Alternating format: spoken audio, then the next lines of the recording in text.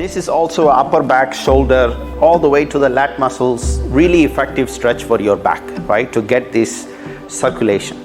Now, see how my right leg, I'm not going to change the mirror image, so I'm going to do my right leg across the mat. Make sure you're not doing this. Your right knee may go up. So your right leg is parallel to the hip. The left leg is put inside the right leg, like this. Right? Make sure you get this step right. This right leg is parallel to the hip. It should not come up. And this foot is slightly in front of your left knee. So inhale, straighten the back.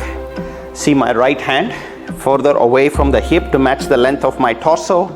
Inhale, left hand up.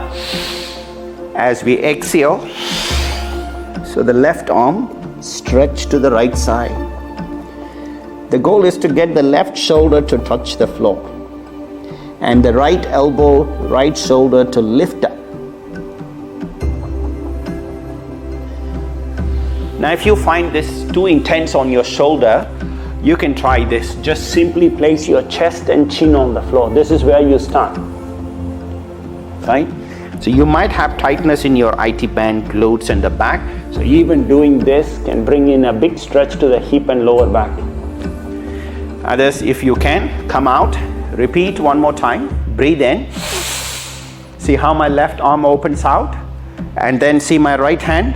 Then I exhale, I stretch my left arm to the right side. So my right hand is pressing the floor, and that's what brings my left shoulder to touch the floor. And small breaths. The breath is the key. If you hold the breath, you may not enjoy staying in this posture, and it might also make you feel a bit suffocated. You might start feeling, a gasping sensation. So just keep the breath smooth. Stay in the pose until you are comfortable with your breathing. Then slowly come back out. Relax. Now these twisting, which is partly your body resting on the floor, but also taking leverage, binding the body to the lock of your hip and the floor, is very effective stretch, but you might find it too intense. But we have done some prior warm-ups to this with twisting. Now let's switch to the left leg. You see my left leg is across the hip mat. See my knee is in line with the hip. Right. Now let me show you one more thing.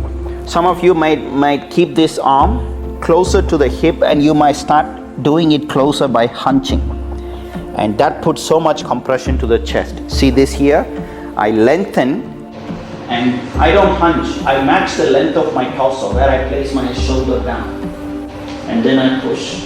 So you have to extend your spine, chest and chin down. I gave you this as a modification, right?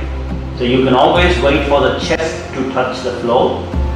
Now if the chest and chin is touching the floor, then you are ready to proceed with this right hand stretch to the left side. Then left hand pressing the floor.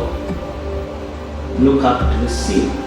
As much as you can, turn the head up, or if it is too strenuous for your neck, rest your head on the floor.